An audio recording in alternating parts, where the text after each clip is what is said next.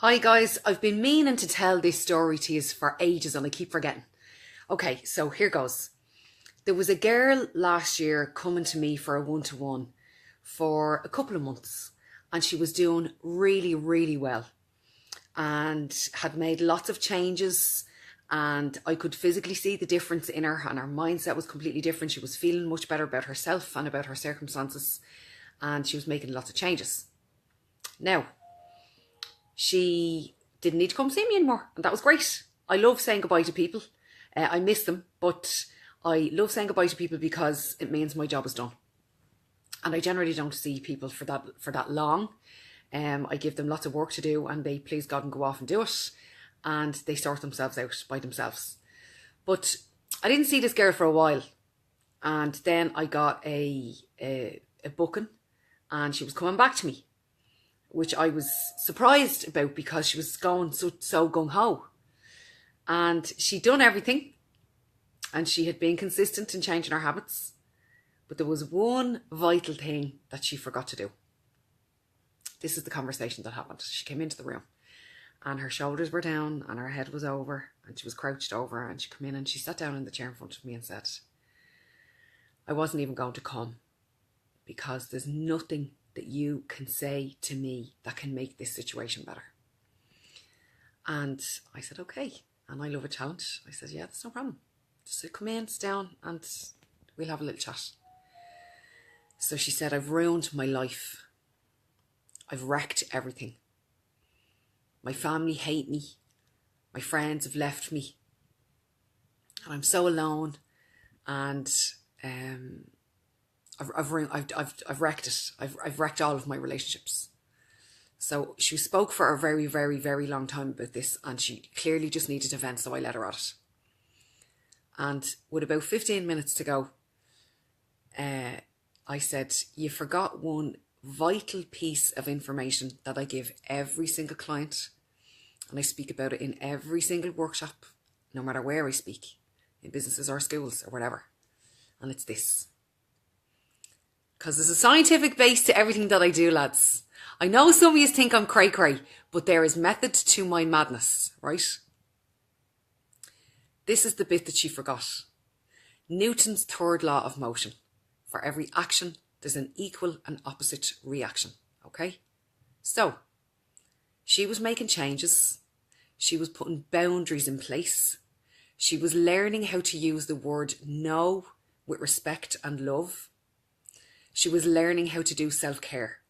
Okay, now this particular girl had some family members and friends that were completely and utterly taking advantage of her and she was participating in this and she kept saying yes and she kept saying yes and she kept saying yes. And she was running herself into the ground mentally, emotionally and physically, okay? So things needed to change and she made changes. But the thing about it is when you make changes, is that some people just aren't happy for you. Some people like you being small and weak and can't stand up for yourself. And some people only like you when you're useful to them. And she forgot this bit. She forgot that there would be an equal and opposite reaction to her changes. And I reminded her of this and how I did it, because I'm a visual learner. How I did it was, there's a spare chair in the room, right, in case couples are coming or whatever, or parents with their children. So I pulled the spare chair over in front of me and I kept touching the chair and I described how she was doing business with her family before the changes. And I kept touching the chair and saying, that's how attainable you are. They just have to lean forward and touch and get you. Lean forward and touch and get you. But then you made the changes and I picked up the chair and I brought it to the other side of the room. And I tried to stretch and I couldn't reach it. And I whinged and I moaned and I tried to stretch and I couldn't reach it. And I said, you are no longer attainable to these people. And because you have now found self-respect and because you have now found the word no and using it with respect and love, and because you've put your boundaries in place, you're too much hard work for these people. You are too much hard work. They liked you when you were easy. But when you respect yourself and when you show other people how to treat you, Some people just don't like it. Now, one of two things are going to happen when you're making changes in your life, okay? I got a message off a girl the other day and she came to see me for the first time.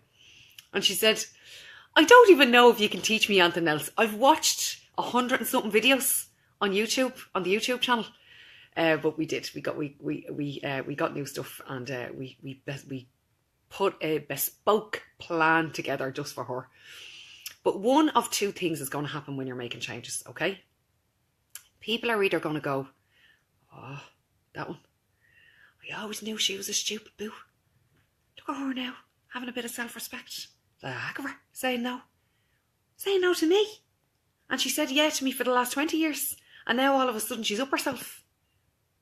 And doing her own thing. And her nose will be so out of joint it'll be on the back of her head. Or people will say, Jesus, she's doing well now. Look at that now. She looks really happy. She looks really centred in herself. You know, she's doing really well. I want a slice of that. And they'll come to you and say, what is it you're doing? What is it you've done for yourself that has you the way that you are? I want a bit of that.